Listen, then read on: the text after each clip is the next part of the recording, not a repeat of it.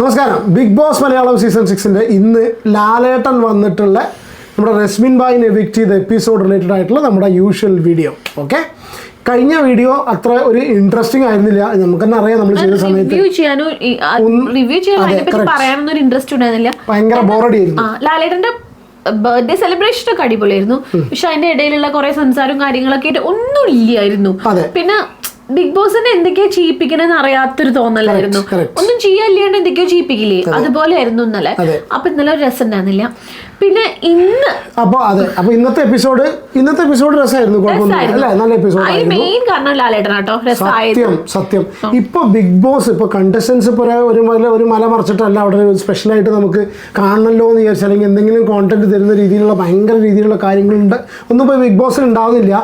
പക്ഷെ ലാലേട്ടൻ വരുന്ന എപ്പിസോഡിന് പ്രത്യേകത എന്താ വെച്ചാൽ, ഒന്ന് ലാലേട്ടൻ ഒരു രക്ഷയില്ലാത്ത ഹാൻസം ആണ് കേട്ടോ, ഒരു രക്ഷയില്ലേ. പുള്ളി ആകെ കാരണം വെച്ചാൽ കഴിഞ്ഞ ദിവസം പുള്ളിയുടെ ഈ 1, 2, 3, 4, 5, 6 എപ്പിസോഡ്സിൻ്റെ ഡിഫറൻറ്റ് കാണിച്ച സമയത്ത് ആദ്യമൊക്കെ കവിളൊക്കെ ചേർത്തിട്ടായിരുന്നു. ഇപ്പം എന്താ വെച്ചാൽ ഓരോ കൊല്ലം കൂടുന്തോറും, ഇപ്പോൾ ലാലേട്ടനാണെന്നുണ്ടെങ്കിലും മമ്മൂക്കയാണെന്നുണ്ടെങ്കിലും ഓരോ കൊല്ലം കൂടുന്തോറും അത്രയും ചെറുപ്പമായി വന്നുകൊണ്ടിരിക്കുകയാണ്. ഓരോ ദിവസവും ചേഞ്ചസ് വരികയാണ്.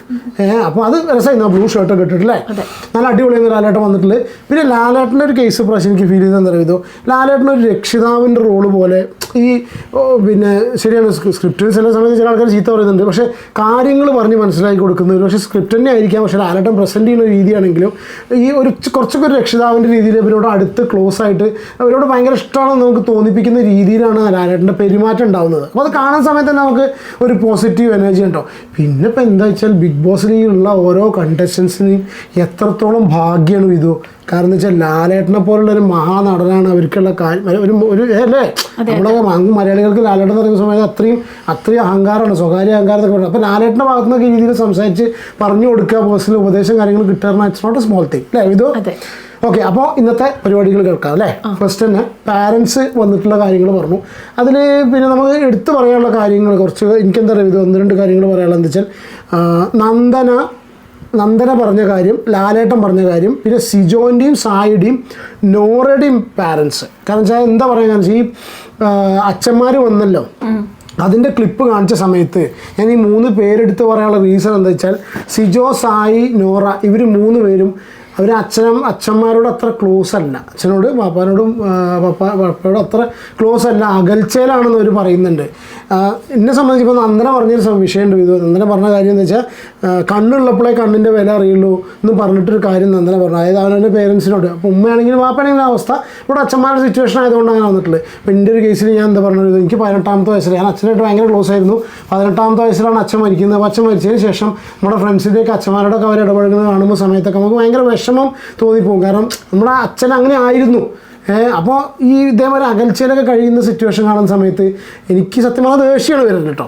എനിക്ക് സത്യം പറഞ്ഞ ദേഷ്യം, എനിക്കത് അതിലൊരു സെൻറ്റിമെൻറ്റ്സോ അല്ലെങ്കിൽ വിഷമം, അവർക്ക് അവരുടേതായ റീസൺസോ കാര്യങ്ങളുണ്ടായിരിക്കാം. പക്ഷേ എനിക്കതിലൊരു ഒരു സെൻറ്റിമെൻറ്റ്സോ വിഷമത്തില്ലേ. എനിക്ക് ഈ ടീമിനെ, ഈ പാരൻസിനെ ചിലപ്പോൾ എനിക്ക് ഓട്ടോമാറ്റിക്കായിട്ടും എനിക്ക് ദേഷ്യം പിടിക്കും. അപ്പോൾ ഞാൻ വെച്ചാൽ ഈ പാരൻസിനൊന്നും അച്ഛന്മാരൊന്നും ബഹുമാനിക്കാത്ത അല്ലെങ്കിൽ അവരോട് അകൽച്ചയിൽ കഴിയുന്ന മക്കളും എനിക്ക് വലിയൊരു ഇംപ്രഷൻ അല്ല. എന്തോ ഞാൻ പറഞ്ഞ അവർക്ക് അവരുടേതായ പേഴ്സണൽ റിലേഷൻഷിപ്പ് ഉണ്ടാവും. എൻ്റെ ജീവിതം എന്നെ പഠിപ്പിച്ചൊരു കാര്യം കൊണ്ടായതുകൊണ്ട് ഇപ്പം നന്ദനൊരു പറഞ്ഞ കാര്യം തന്നെ ഞാൻ റിലേറ്റ് ചെയ്ത് സംസാരിക്കുകയാണ്. കണ്ണുള്ളപ്പോഴേ കണ്ണിൻ്റെ വില അറിയുള്ളൂ എന്ന് പറഞ്ഞ പോലെ. പിന്നെ എന്തെങ്കിലുമൊക്കെ പറഞ്ഞിട്ട് വരും ഒരു കാര്യമില്ല. അല്ല, ഇവരുടെ കേസിലൊന്നും അങ്ങനെ അല്ലാത്തോണ്ട് പറയാം. പക്ഷെ ബാക്കി ചില ആൾക്കാരുടെ ഒക്കെ ഒന്നും സാഹചര്യം കേട്ടോ, എല്ലാവരും അച്ഛന്മാരും എല്ലാവരും പാരൻസും ആവണമെന്നില്ല, എല്ലാവരും ഒരുപോലെ ആവണമെന്നില്ല. ഇപ്പൊ സിജോനൊക്കെ അങ്ങനെ ഒരു അകൽച്ച ആദ്യം ഉണ്ടായിരുന്നതിന് വ്യക്തമായിട്ട് ചിലപ്പോൾ വല്ല കാരണം ഉണ്ടാവും. ഇപ്പൊ അച്ഛൻ പക്ഷെ മനസ്സിലാക്കി, മകനെയും മനസ്സിലാക്കി, മകൻ അച്ഛനെയും മനസ്സിലാക്കി, ഇപ്പൊ ശരിയായി.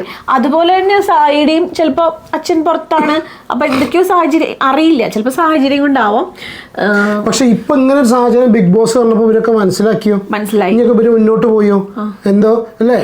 അപ്പൊ ഇത് ഇങ്ങനത്തെ ഒരു ബിഗ് ബോസ് പറഞ്ഞ സാഹചര്യം വന്നില്ലെങ്കിൽ ഇങ്ങനെ മനസ്സിലാക്കാതെ പോയിട്ട് എനിക്ക് മനസ്സിലാവാത്ത ഒരാളേ ഉള്ളൂ, മറ്റവരുടെ മനസ്സിലാവാത്ത നോറയുടെ കാര്യം. കാരണം ഇന്നും അവരൊക്കെ എല്ലാവരും അച്ഛനെ പറ്റി പറയുമ്പോഴൊക്കെ ഭയങ്കര ഹാപ്പി ആയിട്ട്, പക്ഷെ നോറ മാത്രം അപ്പോഴും എണീറ്റ് ചെയ്തിട്ട് ഇങ്ങനെ കാണിച്ചിട്ട് എന്തോ പറയാണ്ട് എന്നുള്ള പോലെയായിരുന്നു. നോറയുടെ ബോഡി ലാംഗ്വേജും നോറയുടെ ആറ്റിറ്റ്യൂഡും നോറ കൺവേ ചെയ്യാൻ ഉദ്ദേശിക്കുന്നത് നോറയുടെ ഭാഗത്ത് മിസ്റ്റേക്ക് ഇല്ല. അത് നോറയുടെ ആ ഒരു ബേസിക് ക്യാരക്ടർ തന്നെ എന്താ വെച്ചാൽ നോറയുടെ ഭാഗത്ത് മിസ്റ്റേക്ക് ഇല്ല, അല്ലെങ്കിൽ നോറയുടെ ഭാഗത്ത് അല്ല മിസ്റ്റേക്ക്. ഭയങ്കര സംഭവം അവളുടെ എല്ലാത്തിലും ആ കുട്ടിയാണ് ഏറ്റവും ഭയങ്കര സംഭവം. ഏറ്റവും പ്രശ്നങ്ങൾ അനുഭവിച്ചിട്ടുള്ളത് അവളാണ്. അതായത് ഇപ്പൊ അവളുടെ ഒരു സിറ്റുവേഷൻ വരുന്ന സമയത്ത് അവളാണ് ആ റിസീവിംഗ് എൻഡിലുള്ള വ്യക്തി എന്നുള്ള രീതിയിലാണ് നോറ സംസാരിക്കുന്നത്. അത് പേരൻസിന്റെ കേസിലാണെങ്കിലും നോറ കൺവേ ചെയ്യാൻ ശ്രമിച്ചിട്ടുള്ളത് ഡ്രീം എന്ന് പറഞ്ഞിട്ട് ഇരിക്കണ്ടല്ലോ. അപ്പൊ ഈ ഡ്രീം ഒക്കെ ഇപ്പൊ ഒറ്റയ്ക്ക് ചെയ്യുന്നുണ്ടല്ലോ. പിന്നെ മനസ്സിലാക്കണില്ല, അവര് മനസ്സിലാവില്ല പറയണത്. നോറയുടെ ഡ്രീം എന്ന് പറഞ്ഞാൽ നോറ സോഷ്യൽ മീഡിയയിൽ ഇത്രയും കാര്യങ്ങളൊക്കെ ആയിട്ട് ബിഗ് ബോസിൽ നോറ വന്നു കഴിഞ്ഞു.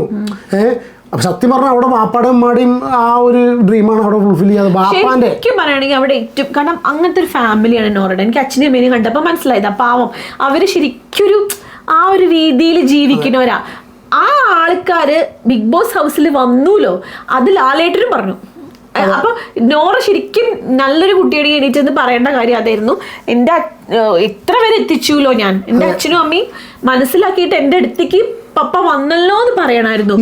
അതിന് പകരം അവൾ അപ്പോഴും പിന്നെ എന്താ പറയാ. അപ്പൊ ലാലേട്ടൻ ചോദിച്ചു കേട്ടോ, നമ്മൾ പറയണ ആഗ്രഹിച്ച ലാലേട്ടൻ ചോദിച്ചു അവര് വന്നില്ലേ പോരെ, അത് വന്നില്ലേ. ലാലേട്ടന് അവള് സംസാരിക്കുന്നത് ഫുൾ കേൾക്കാൻ ഒരു ഇതില്ലാത്ത പോലെ എനിക്ക് ഫീൽ ചെയ്തു.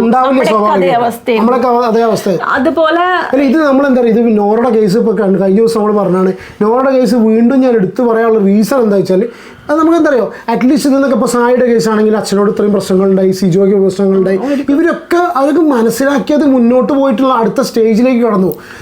ഈ ലേഡി അവരിപ്പോഴും സ്റ്റിൽ ആ ഒരു സെയിം ഓൾഡ് സിറ്റുവേഷനിൽ ആ ബോഡി ലാംഗ്വേജിൽ നോറയാണ് റിസീവിംഗ് എൻഡിൽ നിന്നിട്ട് പേരൻസിനെ ഒരു പ്രതിക്കൂട്ടിൽ നിർത്തുന്ന രീതിയിലുള്ള അവർക്ക് അങ്ങനത്തെ ഒരു പിക്ചർ കൺവേ ചെയ്തിട്ടാണ് ആ സ്ത്രീ ഇപ്പോഴോടെ നിൽക്കുന്നത്. അത് അവരെന്തോ പറഞ്ഞതിന്റെ പേരിൽ അത് അങ്ങനെയൊന്നും സംസാരിച്ചിട്ടില്ല. ആ പപ്പ ചെറിയൊരു കാര്യം എന്താ പറയാ ബ്ലാക്ക് മെയിൽ, അതൊരു വാക്ക് അവർ എന്താ അർത്ഥം എന്ന് പോലും അറിയണ്ടേ. പിന്നെ ചെറിയ കുട്ടികളാകുമ്പോൾ നമ്മൾ അച്ഛന്മാരെ ബ്ലാക്ക് മെയിൽ ചെയ്യില്ലേ, ചിലപ്പോ ഞാനൊക്കെ നമ്മളിങ്ങനെയൊക്കെ പറയില്ലേ അച്ഛനോട്, ഞാൻ ഇത് ചെയ്യണമെങ്കിൽ അച്ഛൻ എനിക്ക് ഇത് വാങ്ങിച്ചു. അതൊക്കെ അതിന് അച്ഛൻ തമാശക്ക് അച്ഛൻ അത് എന്നെ അവള് ബ്ലാക്ക് മെയിൽ ചെയ്ത് ചെറിയ കുട്ടിയാകുമ്പോ ഇങ്ങനെ ചെയ്തിരുന്നു എന്ന് പറഞ്ഞാലും തെറ്റൊന്നും ഇല്ല, എനിക്ക് തോന്നുന്നില്ല തെറ്റുണ്ട്. അല്ല, ഇത് ബ്ലാക്ക് മെയിൽ മാത്രമല്ല, ഇവിടെ ഈ ഒരു കോഴ്സിന് ചേർന്നു, അതിനുവേണ്ടി അയാൾ ചെയ്തു, ഇവളുടെ ഇഷ്ടത്തിന് വേണ്ടിയിട്ടാണ് അയാൾ അവിടെ. ഞാൻ എന്താ പറയുക വെച്ചാൽ എനിക്ക് മുഖം ഇപ്പോൾ എല്ലാവരും പറയും ജാസ്മിൻ്റെ ഇപ്പോൾ ബാപ്പ വന്ന കാര്യം, പക്ഷെ എനിക്ക് നമുക്ക് അച്ഛന്മാരിൽ വന്നതിൽ മനസ്സിൽ തങ്ങി നിൽക്കുന്നൊരു മുഖമാണ് നോറയുടെ ഫാദറിൻ്റെ. എന്തുകൊണ്ടാണെന്ന് വെച്ചാൽ ഞാൻ പിന്നെയും പറയുന്നത്, പ്രവാസിയായിട്ടുള്ളൊരു വ്യക്തി അയാൾ അവിടെ ഒറ്റയ്ക്ക് നിൽക്കുന്ന സമയത്ത് പിന്നെ ആള് ഇതൊക്കെ if these things are true ട്ടോ, ഇതൊക്കെ എല്ലാവരും വന്നിട്ട് സന്തോഷമായിട്ട് ആ വീട്ടിൽ നിന്ന് ഇറങ്ങിപ്പോയപ്പോ ആ ഒരു മനുഷ്യൻ മാത്രമാണ് തിരിഞ്ഞു ചോദിച്ചത്, അതെ പപ്പ വരണ്ടായിരുന്നില്ല മോളെ ചോദിച്ചത്. അത് എനിക്കും അതെ, എനിക്ക് ഇവിടെ കൊണ്ട് അതെനിക്ക് ആലോചിക്കുമ്പോഴേ വിഷമം, അത് ഭയങ്കര വിഷമം. നല്ലൊരു മോളാണെങ്കിൽ അവര് അങ്ങനെ പറഞ്ഞ് ആ പോയത് ആലോചിച്ചിട്ടാണ് അവള് വിഷമിക്കുന്നത്. ഇതിപ്പോഴും അവൾ അവിടെ ന്യായീകരിച്ച് മെഴുക. ഇന്നലെ മിഞ്ഞാന്ന ലൈവ് കണ്ടത്, ഇന്നലെ മിഞ്ഞാന്ന് വെച്ചിട്ടോ, ഇന്നലെ ഉണ്ടായിരുന്നില്ലല്ലോ, അതിന്റെ മുമ്പ് ഇവളുണ്ട് ഒരു മിററിന്റെ മുമ്പിൽ ഒറ്റയ്ക്ക് നിന്നിട്ട്, പവർ റൂമിന്റെ മിറർ കുറച്ച് ചിലവർ കണ്ടിട്ടുണ്ടാവും, ഒറ്റയ്ക്ക് നിന്ന് ഇപ്പോഴും ആ കാര്യം ന്യായീകരിച്ചുകൊണ്ടിരിക്കുക. ബിഗ് ബോസെ ഞാൻ എന്താ ചെയ്യാ, ഞാൻ ഇങ്ങനെയാണ് അങ്ങനെ ഇങ്ങനെ, ഇത് മറ്റേ കാര്യം തന്നെ എന്നെ മനസ്സിലാക്കുന്നില്ല, ഞാൻ അതല്ലല്ലോ ഉദ്ദേശിച്ചത്, ആരറിയിക്കാൻ അത് ചെയ്യുന്നത്. ഞാൻ പറയുമ്പോ ബിഗ് ബോസ് അത് കാണിക്കരുത് പ്രേക്ഷകരെ. ഇതെന്താണെന്നറിയോ, this is the reason why എനിക്ക് പേഴ്സണലി ഇപ്പോൾ ഇവൾക്കാണെങ്കിലും ഇഷ്ടമല്ലാതെ ഞങ്ങൾ ഏറ്റവും കൂടുതൽ സീരിയസ്ലി ഇത് വിമർശിച്ചിട്ടുള്ളത് ജാസ്മിൻ ജാഫറിനെയാണ്. അത് ജാസ്മിനെ വിമർശിക്കാനുണ്ടായ റീസൺ എന്ന് പറഞ്ഞാൽ അന്നത്തെ കുറെ കാര്യങ്ങൾ, പിന്നെ ഈ ഓൾറെഡി എൻഗേജ്മെന്റ് കഴിഞ്ഞു, പിന്നെ അത് ഈ കാര്യങ്ങൾ കൊണ്ടാണ് ജാസ്മിനെ വിമർശിച്ചത്. ആ കാരണങ്ങൾ ഇപ്പൊ ഇല്ല കേട്ടോ, ഇല്ല ആ കാരണങ്ങളില്ല. അന്ന് ജാസ്മിൻ അങ്ങനെ പറഞ്ഞിട്ടുണ്ടായിരുന്നെങ്കിൽ ഗബ്രിയും ജാസ്മിനും ഒക്കെ എല്ലാവർക്കും ഇഷ്ടപ്പെടുമായിരിക്കും. നമ്മൾ കുറെ പേർക്ക്, നമ്മളെ പോലെയുള്ള സാധാരണക്കാർക്കൊന്നും നമുക്ക് അംഗീകരിക്കാൻ പറ്റാത്ത കാര്യങ്ങളാണ് കണ്ടതും ഇഷ്ടപ്പെട്ടില്ല, ആ ബിഹേവിയർ ഒന്നും ഇഷ്ടപ്പെട്ടില്ല. പക്ഷെ ഇപ്പൊ ഞാൻ പറയട്ടെ, ഇനി ജാസ്മിനിൽ ഞാൻ ഇപ്പോൾ കുറച്ച് ദിവസമായിട്ട് കണ്ടൊരു പ്രത്യേകതയാണ്, മനസ്സിലാക്കിയ കാര്യം, ജാസ്മിൻ ഫാമിലിക്കും അതേപോലെ ഇമ്പോർട്ടൻസ് കൊടുക്കുന്നുണ്ട്. ആ അച്ഛനും അമ്മയ്ക്കും ഭയങ്കര റെസ്പെക്റ്റും ഭയങ്കര സ്നേഹവും, അത് ഒരു ആക്ടിങ് അല്ല, എല്ലാ കാര്യം നമുക്ക് പറയണല്ലോ. അതാണ് ഞാൻ നോറയുടെ കേസ് പറഞ്ഞത്. ആ കേസ് വരുന്ന സമയത്ത് ജാസ്മിനെക്കാളൊക്കെ നമുക്ക് ഏറ്റവും കൂടുതൽ ദേഷ്യം വരുന്നത് എനിക്കെപ്പോഴും സത്യം പറയാന്ന് വെച്ചാൽ നോറയുടെ ആ ഒരു ഇപ്പൊ ഇന്ന് പറയുന്ന സമയത്തും കൂടി ആ ഒരു ഇത് കണ്ട സമയത്ത് എന്താ പറയുക, നമുക്ക് അങ്ങനെ തോന്നിപ്പോവും. അല്ല, അവിടെ ഇത്രയേ ഉള്ളൂ. അവിടെ വന്നവരിൽ എല്ലാ ആൾക്കാരിലും എല്ലാ കണ്ടസ്റ്റൻസിലും വെച്ചിട്ട് പാരന്റ്സ് വന്നിട്ട് നമുക്ക് ഇഷ്ടപ്പെടാത്തൊരു സംഭവമായി മാറിയത് ബാക്കി എല്ലാവരും ഒരുപോലെ, ഇത് അപ്പോൾ അതൊന്ന് വീണ്ടും പറഞ്ഞു എന്നേ ഉള്ളൂ. പിന്നെ ജാസ്മിന്റെ പേരൻസ് വന്നു പോയതിനു ശേഷം ഏറ്റവും കൂടുതൽ ചേഞ്ച് ജാസ്മിൻ ഭയങ്കരമായിട്ട് മാറി. ഇന്നൊക്കെ ആ പിന്നെ വിക്ഷന്റെ ടൈമിലൊക്കെ പിന്നെ ജാസ്മിൻ ഭയങ്കര ആക്റ്റീവായിട്ട് നിൽക്കണു. പിന്നെ ഒരു ടെൻഷൻ ഇല്ല, സങ്കടം ഇല്ല. റസ്മിനോട് ബിഹേവ് ചെയ്യുന്ന രീതി, ജാസ്മിൻ ആകെ മാറി. ലാലേട്ടനോട് സംസാരിക്കുന്ന രീതി. ജാസ്മിൻ, ഞാൻ പറയട്ടെ, ഗബ്രി ഇത് കാണുമ്പോൾ ഗബ്രിക്ക് ഞെട്ടുട്ടോ ചിലപ്പോ. കാരണം ഗബ്രി ഉള്ള സമയത്ത് അവിടെ ഇരിക്കുമ്പോൾ ജാസ്മിൻ ആ ലാലേട്ടന്റെ എപ്പിസോഡ് പറഞ്ഞാൽ ജാസ്മിന്റെ ഒരു കഷ്ടകാലം പിടിച്ച എപ്പിസോഡ്. അതാണ് ഇത്. ഈ ഒരു സീസണിൽ ജാസ്മിനാണ് ഏറ്റവും കൂടുതൽ സൈബർ ബുള്ളിങ് പുറത്തുനിന്ന് ഏറ്റു വാങ്ങിയിട്ടുള്ളത്. അതിന് റീസൺ ആ ഒരു റിലേഷൻഷിപ്പ് ആയിരുന്നു. ശ്രീതു അർജുനും ഒരു കോംബോ, ചെറിയ റിലേഷൻഷിപ്പ് ഒക്കെ ഉള്ള പോലെ നമുക്ക് തോന്നും. അതൊന്നും ആരും ഒന്നും പറയണില്ലല്ലോ. ശരിക്കും പറയുകയാണെങ്കിൽ പറയില്ല. ഇത് അവരുടെ റിലേഷൻഷിപ്പ് ഒരു സുഖമില്ലാത്തത്. എന്തുകൊണ്ടാന്ന് വെച്ചാൽ പുറത്തൊരു വ്യക്തി ഉണ്ട് മാത്രല്ല അവരുടെ അതൊരു രസമില്ലായിരുന്നു. അതെ, നമ്മള് മലയാളീസിന് കേട്ടോ, എനിക്ക് തോന്നുന്നു നമുക്ക് അതൊക്കെ പറ്റുന്നവരുണ്ടാവും. അപ്പൊ അത് ആ ഒരു കാരണം കൊണ്ട് ആയിരുന്നു. ഇപ്പൊ അതുകൊണ്ടാണ് ഞാൻ പറഞ്ഞത് എന്താ വെച്ചാല്, ഇപ്പൊ ലാലേട്ടന്റെ എപ്പിസോഡിൽ ഏറ്റവും ആക്റ്റീവായിട്ട് ഭയങ്കര സന്തോഷത്തിലിരിക്കുന്ന ആളാണ് ജാസ്മിൻ. കാണുമ്പോ നല്ല രസമുണ്ട്. അത് നല്ലൊരു ഇതായിട്ട് തോന്നി. സത്യം. പിന്നെ സായിയുടെ കാര്യം, സായിനോട് പറഞ്ഞു സീക്രട്ട് ഏജന്റ് ആയ സായി ഇനി സായിയായി മാറി, ഇനി കണ്ണനായി, ഉണ്ണിക്കണ്ണനായി എന്നൊക്കെ പറയുമ്പോൾ ഹി ഈസ് റിയലി ലക്കി കേട്ടോ. ഞാൻ പറയാനുള്ള റീസൺ ഉണ്ണിക്കണ്ണനായിട്ടിരിക്കണം അച്ഛൻ്റെ അമ്മയുടെയും കൂടെ എന്ന് സായിനോട് ലാലേട്ടൻ പറഞ്ഞപ്പോ ശരി. ഞാനൊരു വീഡിയോയിൽ ആ സായിന് അരിക്കണ്ണൻ എന്ന് പറഞ്ഞു. സായിന് അറിയപ്പെടുന്ന അരിയണ്ണൻ എന്നായിട്ടല്ലേ. അപ്പൊ ഞാൻ പറഞ്ഞു അരിക്കണ്ണൻ എന്ന് അറിയപ്പെടുന്നു. ഞാനൊരു ക്യാപ്ഷൻ ഇട്ടിരുന്നിട്ട് ഒരുപാട് പേര് ഇതിന് കമന്റ് ചെയ്തിരുന്നു. റീസൺ എന്താ വെച്ചാൽ, ഈ സായി സീക്രട്ട് ഏജന്റിന്റെ ആ ഒരു കുപ്പായം അണിഞ്ഞു നടക്കുന്ന സമയത്ത് ഒരുപാട് സായി വിമർശിച്ചു. സായി എന്നല്ല കേട്ടോ, ഞാൻ എൻ്റെ കേസിലും അതെ, നമ്മളൊക്കെ ഒരുപാട് വിമർശിച്ചു. ലാലേട്ടനെ വരെ വിമർശിച്ചിട്ടുണ്ട്. അതൊക്കെ സത്യം പറഞ്ഞാൽ ഐ ഓൾസോ ഫീൽ ഗിൽറ്റി. പക്ഷെ അത് നമ്മളെന്താ വെച്ചാൽ നമ്മുടെ ഈ ഒരു റിവ്യൂ പ്രോസസ്സിൻ്റെ ഭാഗമായതുകൊണ്ട് അഭിപ്രായങ്ങൾ തുറന്ന് പറയുന്നതുകൊണ്ടാണ് നമ്മൾ പലരെ കുറിച്ചും പറയുന്നുണ്ട്. ശരിക്കും നല്ല കാര്യമില്ല എന്ന് റിയലൈസ് ചെയ്യാണ്ടല്ല, പക്ഷെ നമ്മൾ അഭിപ്രായം പറയുകയാണ്. അപ്പോൾ സായി എത്രയോ കാര്യങ്ങൾ, ആ മോൺസ്റ്റർ മൂവിയുടെ റിവ്യൂ ആണെന്നുണ്ടെങ്കിലും ലാലേട്ടൻ്റെ പല അത് സായിയുടെ പടം അങ്ങനത്തെ പടത്തിന് കേട്ടോ. അപ്പോൾ അതൊക്കെ കഴിയുന്ന സമയത്ത് അല്ലേ ലാലേട്ടനെ ഫേസ് ചെയ്ത് നിൽക്കുക, ലാലേട്ടന്റെ ഭാഗത്ത് ഇങ്ങനെ ഡയലോഗ്. അതെനിക്ക് സായിക്കന്നെ തോന്നുന്നുണ്ടാവേ, ആ സീക്രട്ട് ഏജന്റ് അല്ല നല്ലത്, എന്തിനാ അങ്ങനെയും തോന്നിയിട്ടുണ്ടാവും. പിന്നെ സായിക്ക് നല്ലൊരു രീതിയിലാണ് നിൽക്കണത് എല്ലാവരും. അതെ. പിന്നെ അടുത്തത് എഴുതി വെച്ച് ഞാൻ ഇവിടെ അങ്ങനെ എഴുതി വെച്ച് നോക്കുക, അഭിഷേക് സത്യം പറഞ്ഞാൽ യെല്ലോ കാർഡ് എന്നൊരു സംഗതി ഇല്ലായിരുന്നെങ്കിൽ അഭിഷേക്, ഞാൻ യെല്ലോ കാർഡായിട്ട് അവൻ അതിജീവിച്ച് വന്നു കേട്ടോ. ഒന്ന്, രണ്ടാമത് ലാലേട്ടന് ഒരു സ്പെഷ്യലായിട്ട് തോന്നില്ലേ? സ്പെഷ്യലായിട്ട് ഇഷ്ടം തോന്നി, എനിക്കും തോന്നി. കാരണം പിന്നെന്താ അറിയോ, പാരൻസ് വന്നിട്ട് നന്നായി മാറ്റം സംഭവിച്ച് പോസിറ്റീവായിട്ടുള്ള ഒരാളാണ് അഭിഷേക്.